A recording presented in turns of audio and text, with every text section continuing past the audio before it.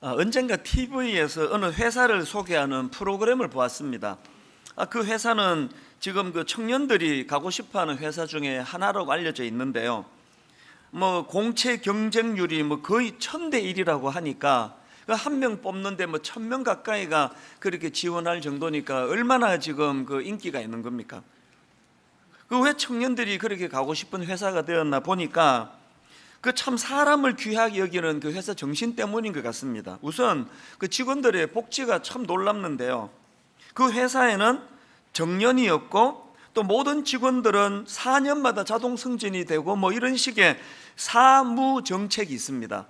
무스펙, 무징벌, 무상대평가, 무정년. 그리고 그 회사 식당이 또 대단합니다.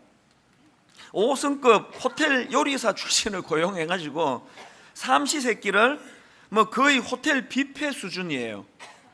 그날 화면으로도 쭉 나가는데 보니까 재료도 그렇고 하나하나가 이게 5성급 호텔에서 먹는 뷔페처럼 그렇게 직원들을 삼시세끼를 대접하고, 또 더 놀라운 거는요, 한 달에 한 번 그 식재료를 싸서 모든 직원들에게 준답니다. 가족들하고 같이 먹으라고. 그래서 그 1년에 그 회사가 직원들을 위해서 쓰는 식비가 1인당 1000만 원에 이른답니다. 이렇게 복지가 잘 돼 있으니까 젊은이들이 당연히 그 회사 가고 싶은 거 아닙니까?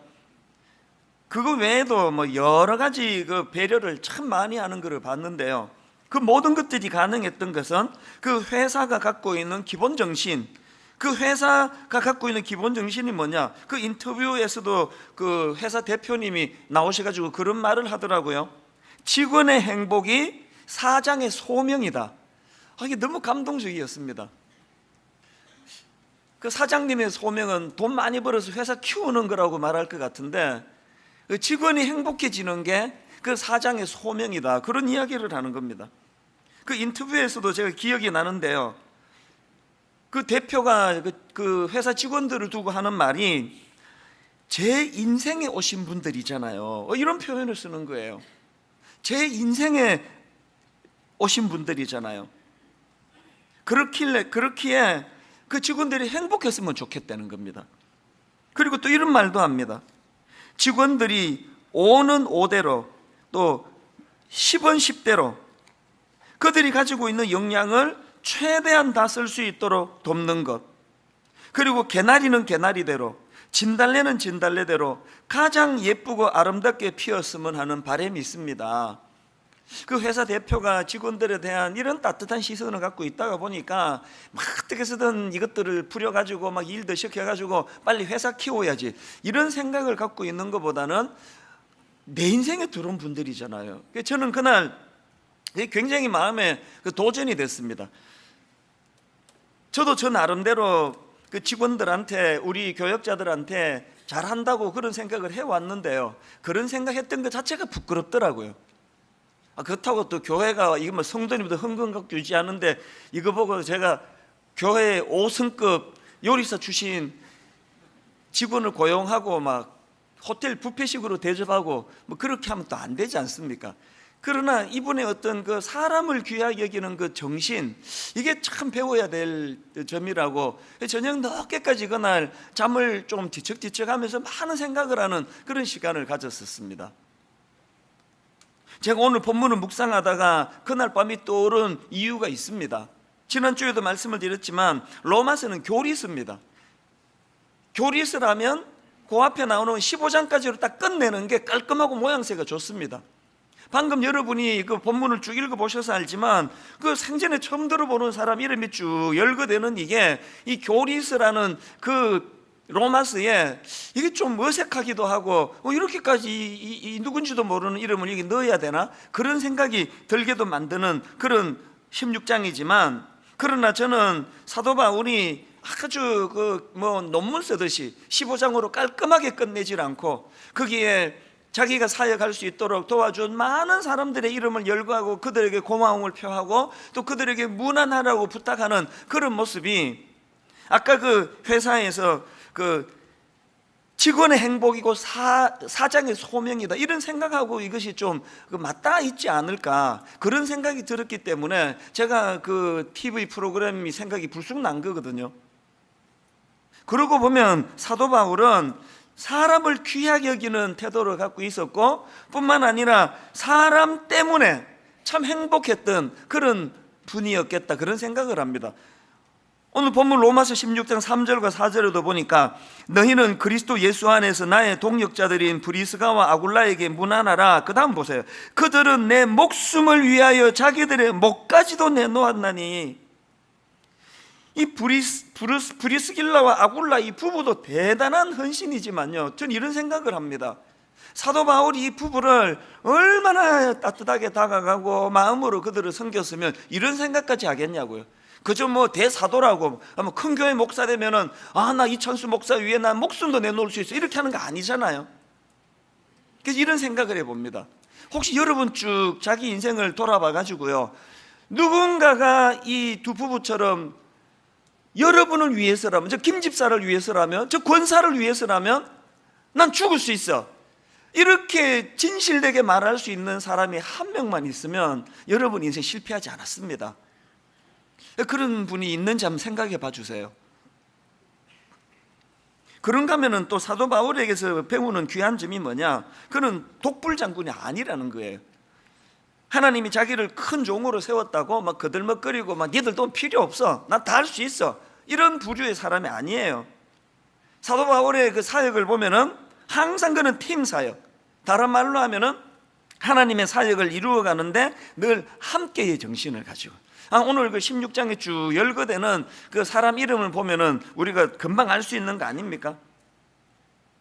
그래서 여러분, 교회는요 이처럼 사람이 곧 재산이에요. 사람이, 그 사람이 내는 헌금이 재산이 아니고요, 그 사람이 재산이에요. 그리고 또 그 사람을 소중히 여기는 그게 그 교회여야 한다는 겁니다. 창립 17주년을 맞은 오늘 의도적으로 제가 이 본문을 택한 게 아니지 않습니까? 그냥 쭉 로마서 순서대로 했는데 왜 하나님이 오늘 이 본문을 우리들에게 주셨을까?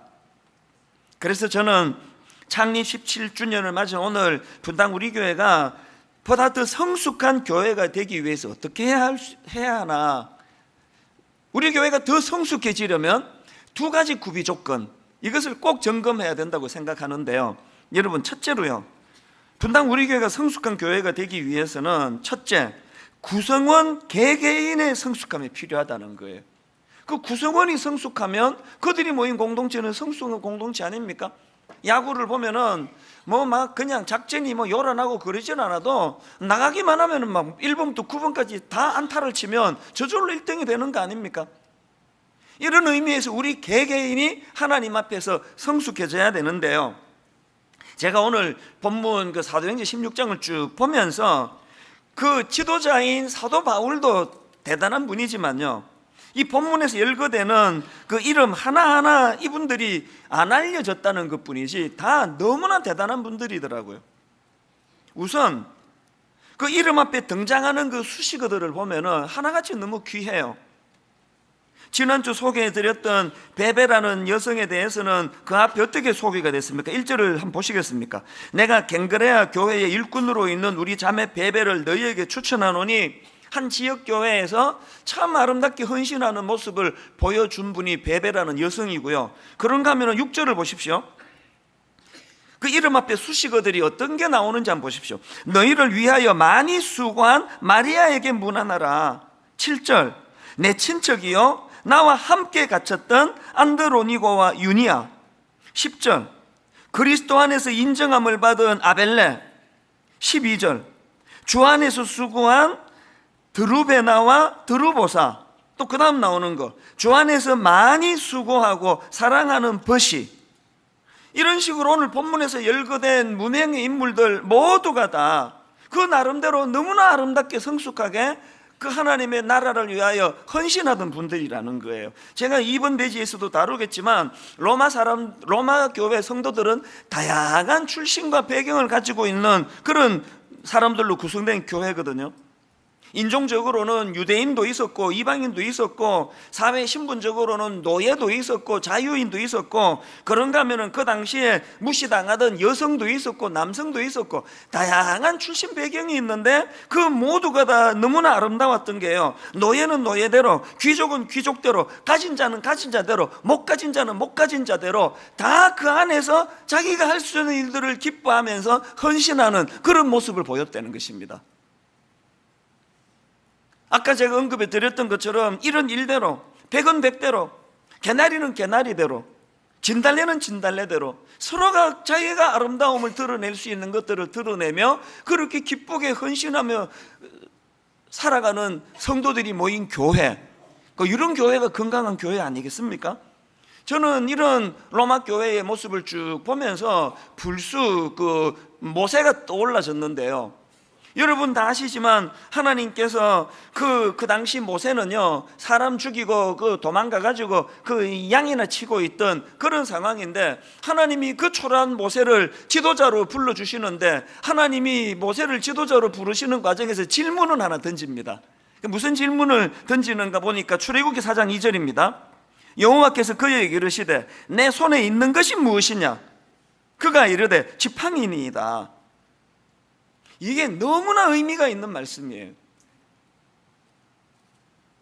양치는 사람이니까 당연히 지팡이, 이건 뭐 대단한 사람만 들고 있는 게 아니잖아요.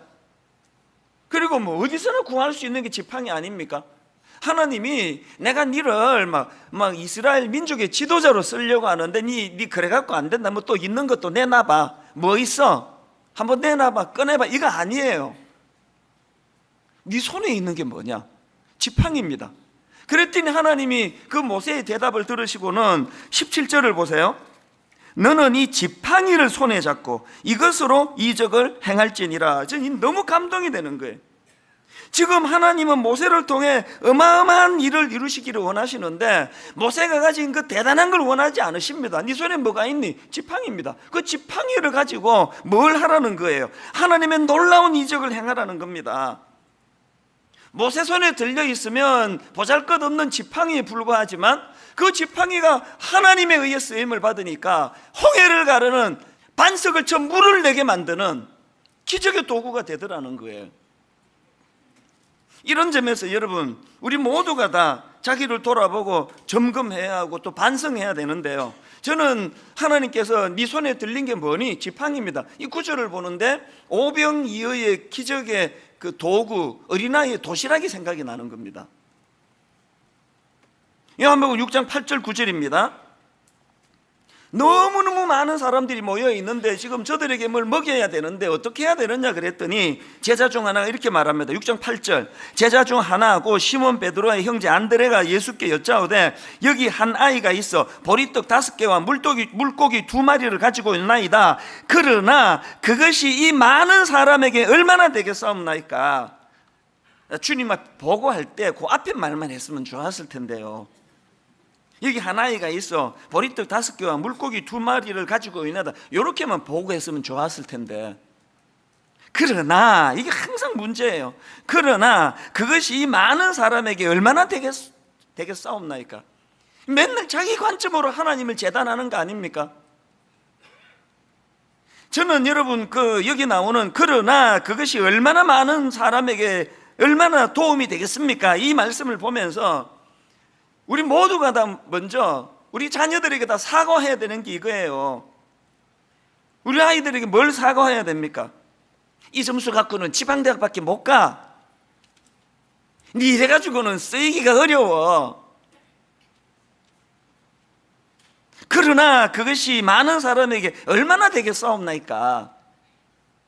왜 우리가 그 아이들이 부모의 그 잣대로 그렇게 판단되어져야 되느냐고요. 하나님의 딸인데, 하나님의 아들인데. 그런가 하면은 여기 나오는 그러나 그것이 이 많은 사람에게 얼마나 되겠사옵나이까라는 이 구절을 가지고요, 여러분은 누구보다도 여러분 자신에게 사과를 해야 돼요. 이 긴 세월을 허송세월하면서 허구한 날 내뱉은 말이 이거 아닙니까?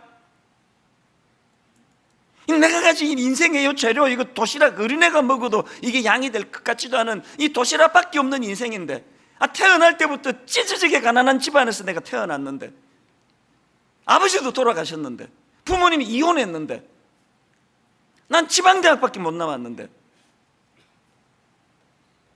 이 작은 도시락 하나가 이 많은 사람에게 얼마나 유익하겠습니까? 여러분, 그렇게 자기를 자꾸 그렇게 스스로를 재단하면서 얼마나 그 긴 시간을 허송세월을 하셨냐고요. 한번 들여는 보기는 했습니까?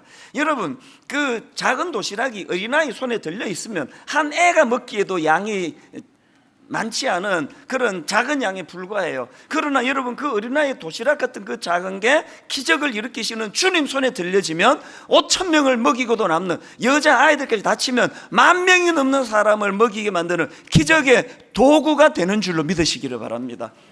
지팡이가 모세 손에 들려있으면 그냥 양치는 도구에 불과해요. 잃어버리면 금방 만들 수 있는 도구. 그런데 그 지팡이가 하나님 손에 들려지면 홍해를 가르는 기적의 도구가 될 수 있다는 사실이에요. 여러분이 분당 우리 교회 참 잘 나오신 게요, 여러분은 제가 드리는 메시지 내용만 들으시는 게 아니라 실물 교육, 시청각 교육, 여러분은 지금 저를 보고 계시잖아요. 제가 모세 손에 들린 지팡이 아닙니까? 제가 어린아이의 도시락 아닙니까?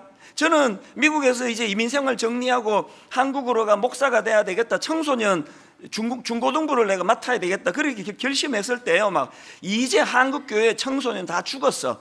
내 옥하는 목사님 만나자마자, 옥하는 목사님 나 안 쓰시면 당신 일생에 후회할 겁니다. 이 큰 종이 이제 나타났습니다. 이런 생각을 추워도 안 했습니다. 저는요, 모세 손에 들린 지팡이라는 건 너무 잘 아는 사람이에요. 그래서 저는 동네 교회 한 50명 모이는 중고등부에 가서 그 작은 숫자 아이들에게 내가 큰바위 얼굴이 돼줘야 되겠다. 한국 교회 청소년계를 뭐 뒤흔들려고 나간 거 아닙니다. 제 장점은요, 저는 저를 잘 안다는 거예요. 그래서 이렇게 뭐 허황한 이런 생각을 하지를 저는 않는 사람입니다. 분당 우리 개척할 때도 마찬가지예요. 17년 전이네요, 벌써. 옥하는 목사님이 이제 개척을 하라 명하시고 거기에 제가 순종하기로 해서 보니까 분당에 한 70평짜리 상가 보러 다니고 뭐 그러니까요, 그 사랑의 교회가 막 정말 어마어마하게 크더라고요. 10년 있을 동안에 못 느꼈는데요, 상가 70평 보고 교회 보면 막 교회 너무 크고, 그래서 저는 그때 참 마음이 가난해져 있을 때예요. 너무 두려운 거예요.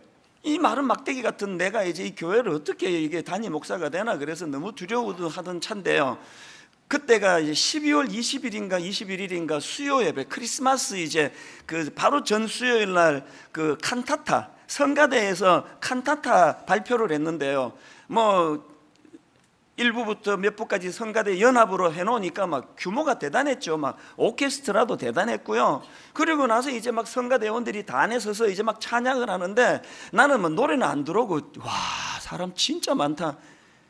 그래서 제가 세봤어요. 노래는 안 듣고 하나, 둘, 셋, 넷, 다섯, 이제 세보니까 대원이 120명이더라고요.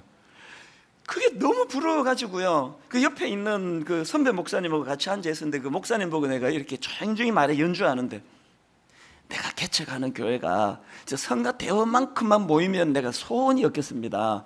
그랬더니 옆에 그 선배 목사님이 손을 꽉 쥐면서 기도하면 할 수 있어.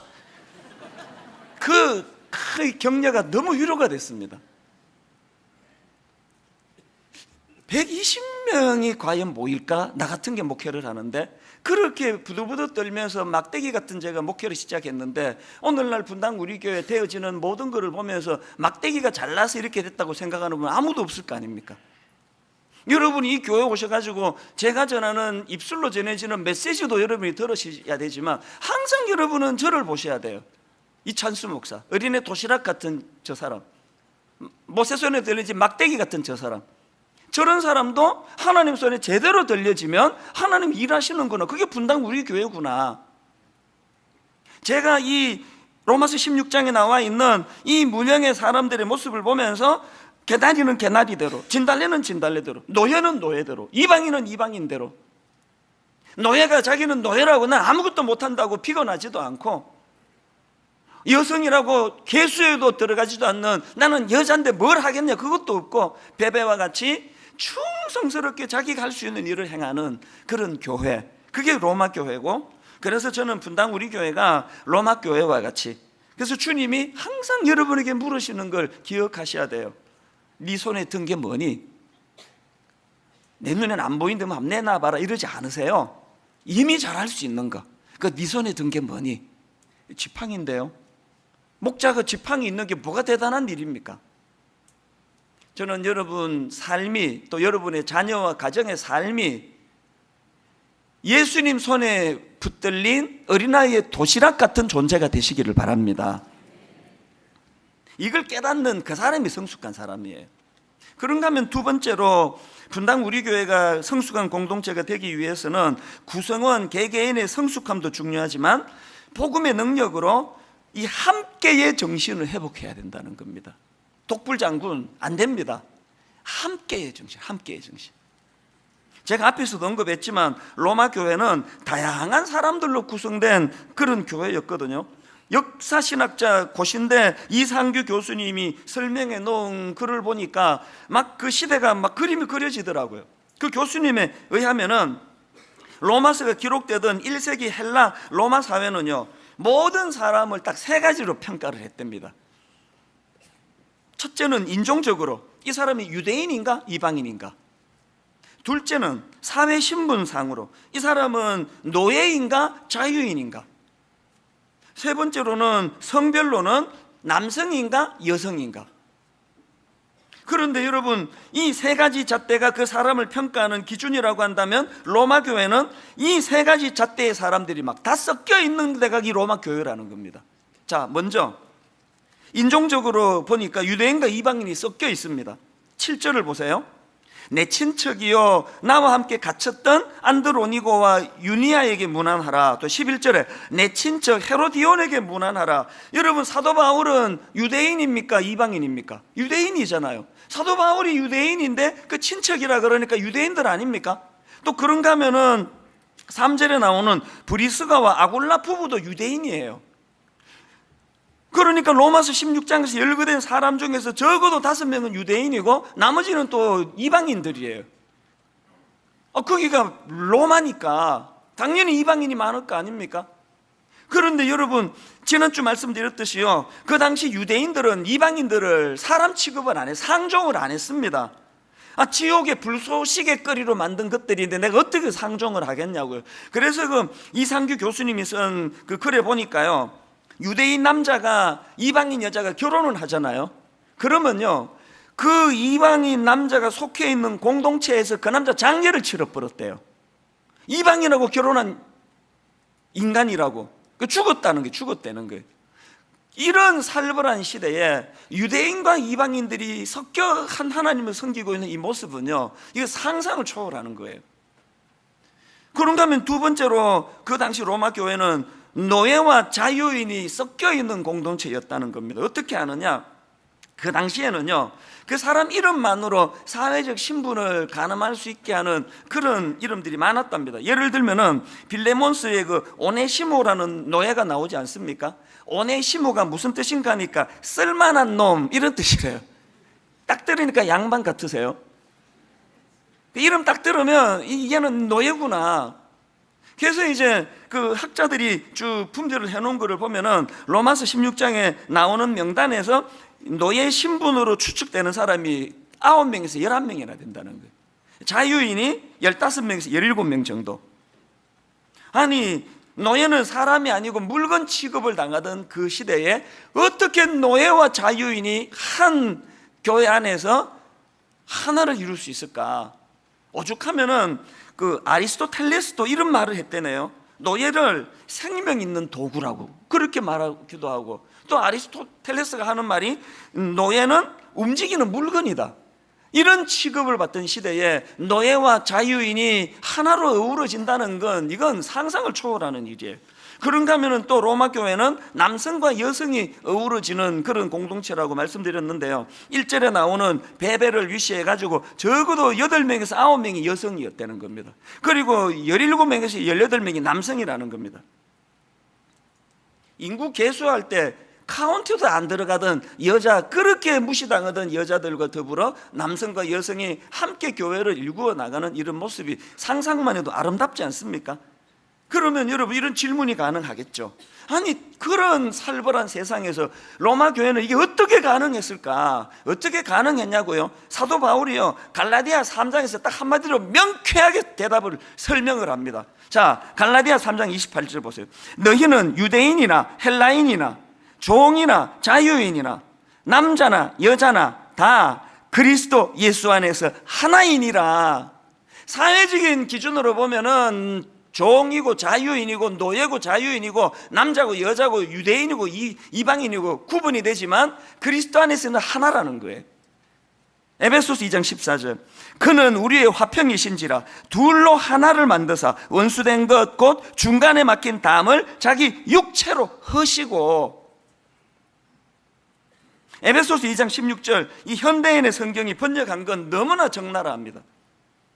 또 십자가로 그들의 적개심을 죽이고 둘을 한 몸으로 만들어 하나님과 화해시키기 위한 것입니다. 여러분, 십자가는요, 이렇게 사회적으로 치유되기 어려울 정도로 골이 깊어진, 치유되기 어려울 울분과 분노와 적개심이 많은 나와 너 사이를 메워주는 도구가 십자가라는 것입니다. 저는요, 이 구절을 오늘 본문을 묵상할 때마다 참 마음이 아파요.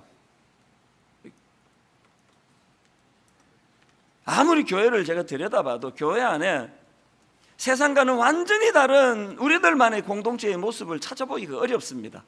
그래서 사도 바울이 이런 일들이 가능한 유일한 대안이 뭐냐? 그래서 로마서 16장을 읽어보시면요, 계속 사도 바울이 반복해서 사용하는 표현이 있는데 그게 뭐냐? 주 안에서, 또 그리스도 안에서예요. 2절을 보십시오. 너희는 주 안에서 성도들의 합당한 예절로 그를 영접하고, 바로 그 다음 3절, 너희는 그리스도 예수 안에서, 8절, 또 주 안에서 사랑하는, 9절, 그리스도 안에서 우리의 동역자, 10절, 그리스도 안에서 인정함을 받은, 11절, 내 친척 헤로디온에게 문안하라. 나기수의 가족 중 주 안에 있는 자들에게 문안하라. 12절, 주 안에서 수고한, 13절, 주 안에서 택하심을 입은. 계속 사도 바울이 지금 반복하는 게 주 안에서, 주 안에서, 주 안에서. 왜 사도 바울이 그리스도 안에서 혹은 주 안에서라는 표현을 반복합니까?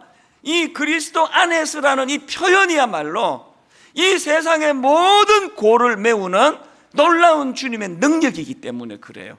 저는 이 구절을 읽으면서 정말 마음이 아픈 사람이에요. 한국 교회는, 한국 사회는 점점 지역과 지역, 전라도와 경상도, 진보와 보수, 부자와 가난한 자, 청년과 장년, 부모 세대와 자녀 세대, 점점 골이 지금 깊어가고 있는 현실 아닙니까? 그런데 불행하게도 오늘날 교회를 들여다보면은 이 사회의 골을 메꾸는, 그리고 세상과는 완전히 다른 새로운 공동체 같은 느낌이 들지를 않습니다. 교회 안에 진보만 있고 교회 안에 보수만 있고, 그 절대 건강한 교회가 아니에요. 교회 안에 경상도 사람만 모여있는 교회, 전라도 사람만 모여있는 교회, 절대로 그 바람직한 모습 아닙니다. 저는 사실 그게 두려웠습니다. 제가 경상도 사람 아닙니까? 그것도 막 사투리, 액센트가 엄청 심한, 딱 들으면 어디 경상도구나. 그래서 이 교회가 막 그냥 막 경상도 사람만 모이는 교회가 되면 어떡하나 개척하고 많이 두려웠어요. 마침 어제 토요일 날 저희 교회 6번째 분립 개척 교회가 창립 예배를 드리는 날이었거든요. 그 제가 내일 전할 말씀을 쭉 정리를 하는데 뭉클해진 대목이 하나 있었습니다. 1호부터 6호까지 우리 부교역자들 중에 분립개척 나가라고 선정해서 내보낸 교역자들 중에 6명 중에요, 분립개척 6명 중에 4명이 전라도 호남 분들인 거예요. 일부러 그렇게 뽑은 거 아니에요. 한때 부교역자, 내가 우연히 조사를 해봤더니요, 한때 부교역자 중에 호남 출신이 60% 넘은 적도 있습니다. 일부러 그렇게 뽑은 거 아니에요. 단지 염려만 했습니다. 담임 목사가 경상도 사람이기 때문에 너무 교역자들이 경상도 교역자만 뽑혀지면 안 되는데 그 염려는 제가 갖고 있었습니다.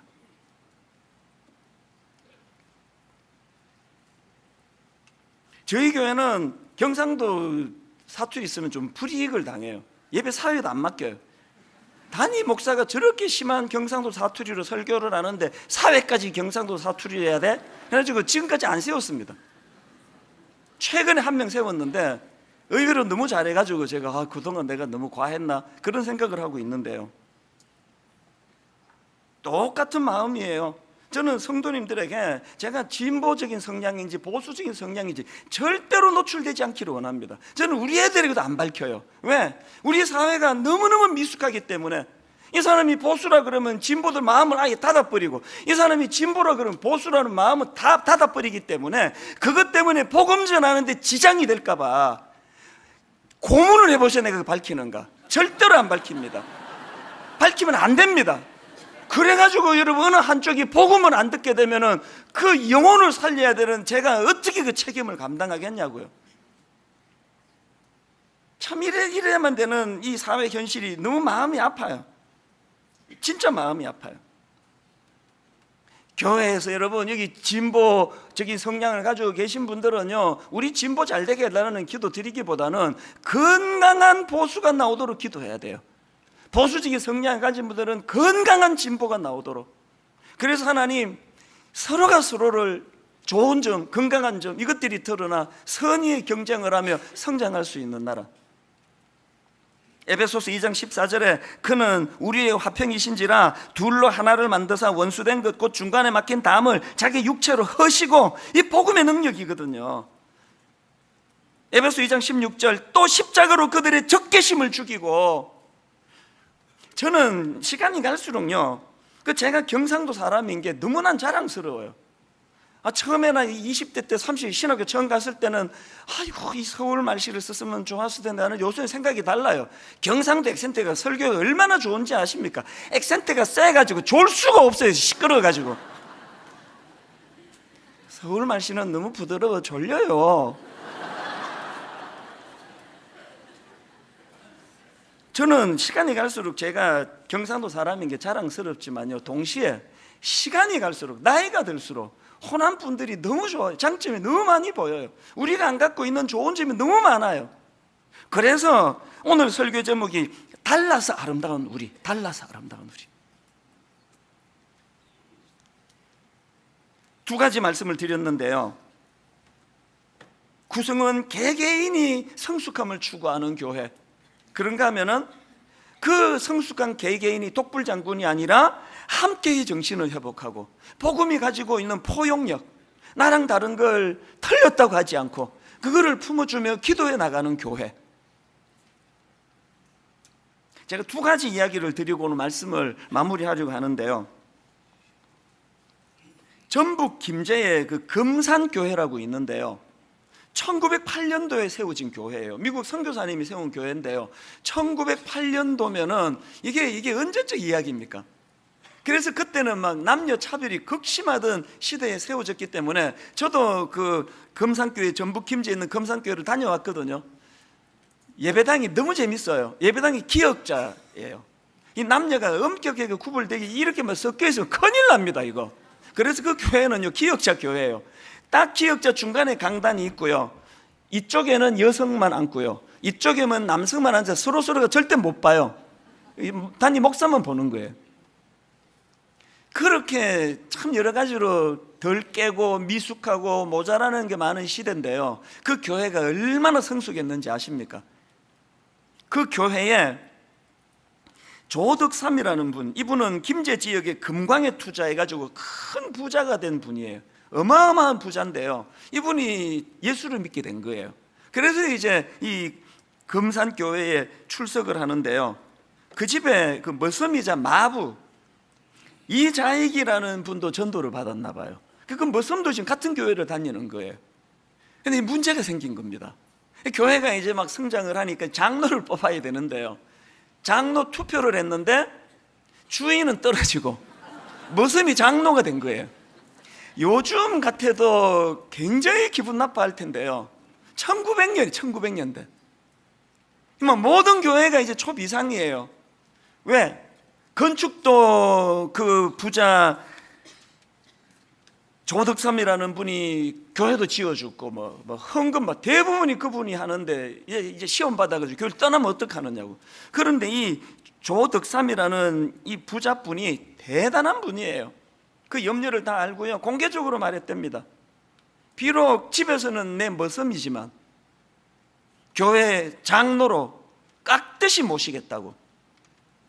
그렇게 교회가 평안해졌는데요. 이제 그 다음 이제 장로 투표에 이런 성숙한 분인데 당연히 장로 돼야죠. 그 다음 투표에 이제 이 조덕삼 씨도 이제 금산교회 2대 장로가 됐다는 거예요. 그런데 이 조덕삼 장로님의 위대함이 이거예요. 이분이요, 그 머슴 이자익 장로를 보니까 집에서는 몰랐는데 이게 교회에서 리더십도 있고 머리도 좋고 대단한 거예요. 그래서 그 자기 머슴 출신 또 자기 머슴인 그 이자익 장로를 평양신학교에 보내고요, 모든 경비를 다 후원합니다. 그리고 놀라운 게 뭐냐, 그 머슴 출신 그분이 목사 안수를 받고 이자익 그 목사가 되고 나니까 장로님이었던 그 주인, 머슴 주인 조덕삼 장로님이요, 이 머슴 출신인 목사님을 자기 교회 담임 목사로 청빙을 해요. 그리고 그 머슴 출신 이자익 장로가 목사님이 태어날 때 이렇게 천한 출신으로 태어나서 그렇게 됐지, 대단한 분이에요. 그래서 기독교 초기에 엄청난 일을 합니다. 총회장을 3번이나 역임했답니다. 저는 그렇게 총회장을 3번이나 역임한 그 목사님도 귀하지만 조덕삼 장로님의 포용력, 저건 내 종인데 내 지금 머슴인데 얕잡아 보지 않고. 여러분, 이게 교회라는 거예요. 우리에게 그 정신이 있습니까?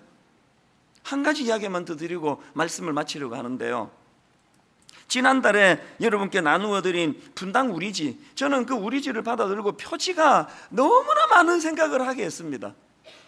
그 표지는요, 휠체어 탄 장애인과 또 청년들이 어우러져 있고 또 그 한가운데 산에서 물이 흘러내리는 그림인데요, 화면으로 제가 사진을 좀 부탁을 드릴게요. 그 그림을 한번 보세요.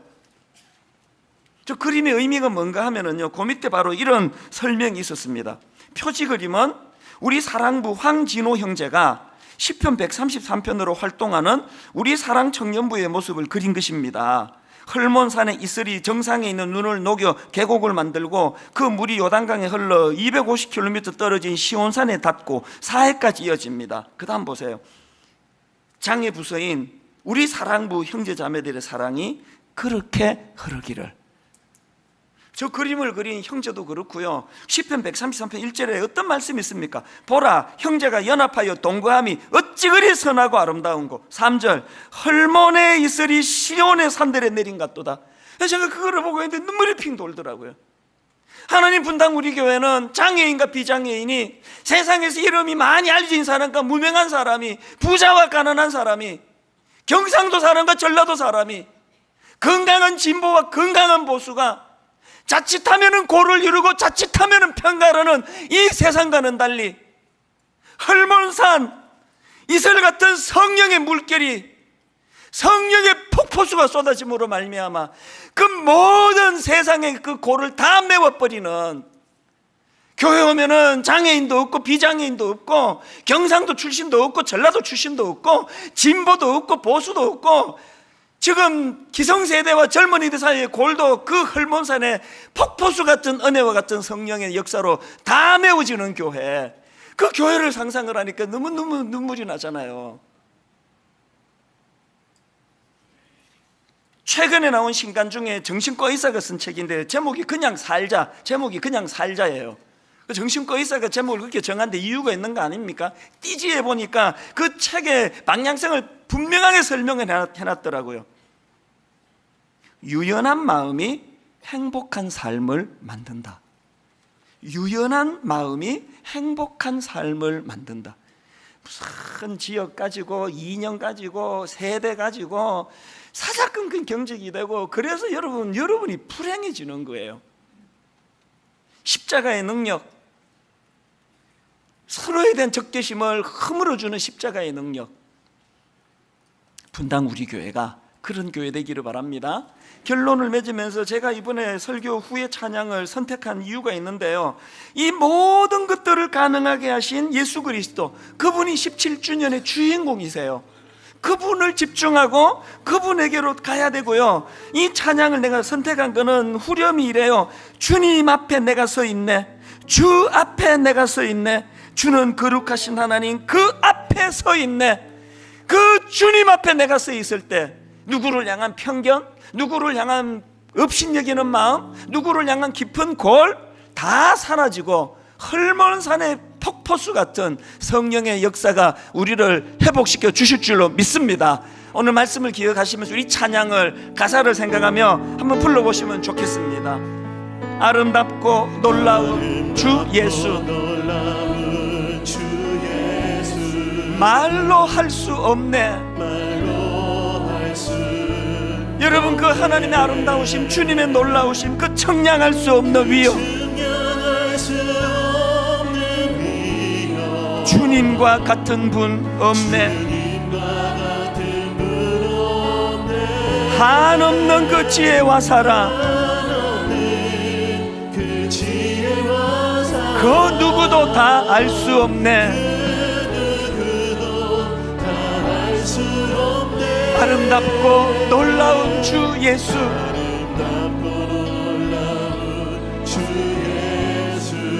보좌에 앉으셨네. 여러분에게 선포하십시오. 주님 앞에 내가 서 있네. 주 앞에 내가 서 있네. 주는 거룩하신 하나님, 그 앞에 서 있네.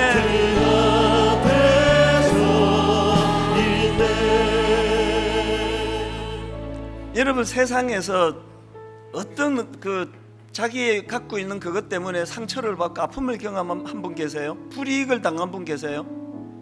교회는 그렇게 받은 상처가 치유되는 곳이에요. 그렇게 세상에서 상처받아 치유하러 온 사람에게 너 어디 출신이야? 너 진보야 보수야? 너 나이 몇 살이야? 이런 걸로 더 깊은 고를 만들어주는 거는 그건 범죄 행위예요.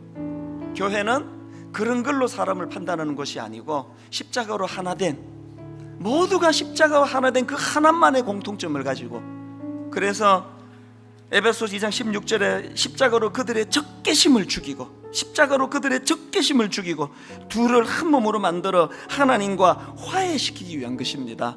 이 말씀이 구현되는 그런 분당 우리 교회 되기를 바랍니다. 제가 잠깐 기도하고 하나님 앞에 17주년 헌금을 드리기 원하는데요, 이 헌금이 바로 이런 데 쓰임 사용이 될 수 있도록 하나님께 은혜를 구합니다. 같이 기도 드리시겠습니다. 하나님 아버지, 17주년 된 오늘 감사한 것도 많고 기쁜 것도 많지만 아버지, 아직도 해야 될 일이 너무 많아 마음이 무겁습니다. 교회가 사회를 닮아가는 것 같아서, 교회가 세상에서 깊어진 골을 메꾸는 것이 아니라 교회 안에도 골이 점점 많아지는 것 같아서 대안은 하나밖에 없습니다. 십자가가 바로 세워지는 것입니다. 대안은 하나밖에 없습니다. 담을 허물어 주신 예수 그리스도가 이 교회에서 역사하시는 것입니다. 17주년 오늘 그 은혜를 구하오니 응답하여 주시기 원합니다. 작은 예물 주님께 드리는 손길들마다 주님께서 받으시고 흠량하시고 주님이 인도하여 주시옵소서. 예수님 이름으로 기도드립니다.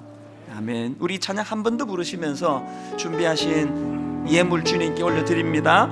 아름답고 놀라운 주 예수, 말로 할 수 없네.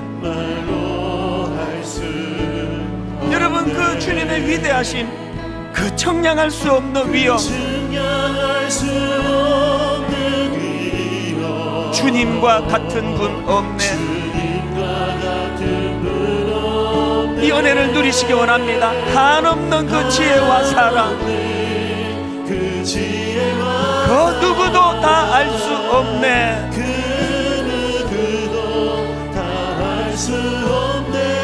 아름답고 놀라운 주 예수, 보좌에 앉으셨네. 소원을 가지고 믿음을 가지고 선포하기 원합니다. 주님 앞에 내가 서 있네.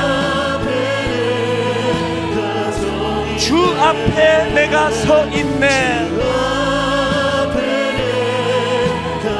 주는 거룩하신 하나님, 그 앞에 서 있네. 주님 앞에 내가 서 있네.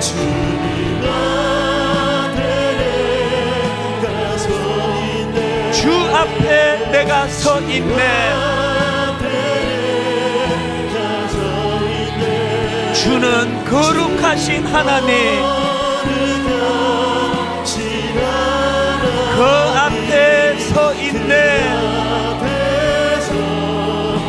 십자가, 십자가,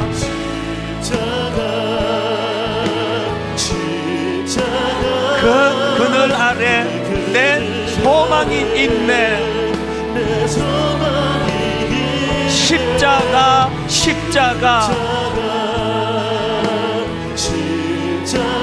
그 그늘 아래 내 생명이 있네. 우리 다 자리에서 일어나셔서 십자가, 십자가,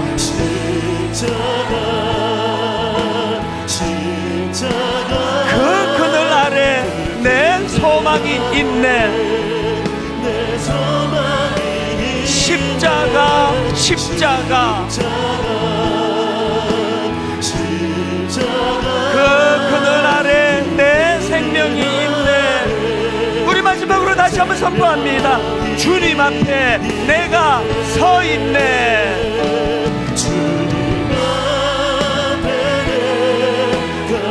십자가를 붙들고 주 앞에 내가 서 있네.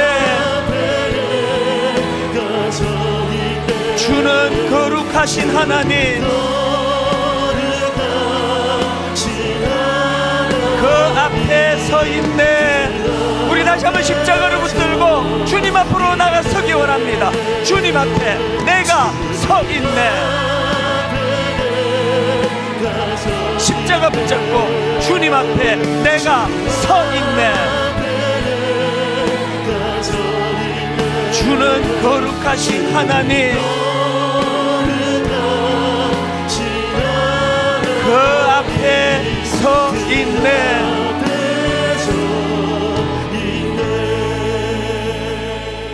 두 갈래로 기도하기 원하는데요. 세상에서 받았던 상처, 가난한 것 때문에 경제적인 어려움으로 업신여긴 당했던 거, 나를 초라하게 몰아붙였던 거, 기능만 가지고 나를 대하는 거, 이런 것들로 나를 함부로 판단하는 세상, 아버지, 이런 많은 상처를 세상에서 받았는데 오늘 온전하게 십자가 아래에서 십자가로 그들의 적개심을 죽이고, 그리고 또 아버지, 나는 누구와 관계가 지금 불편해져 있는데 하나님, 이것이 회복이 잘 안 됩니다. 관계에 십자가의 능력이 나타나기 원합니다. 교회 안에 놀라운 회복이 고를 메워주시는 헐몬산에 부어주시는 은혜가 우리들에게 임하기 원합니다. 이 두 가지 제목을 가지고 우리 통성으로 같이 기도하기 원합니다. 같이 기도하시겠습니다. 살아계신 하나님 아버지,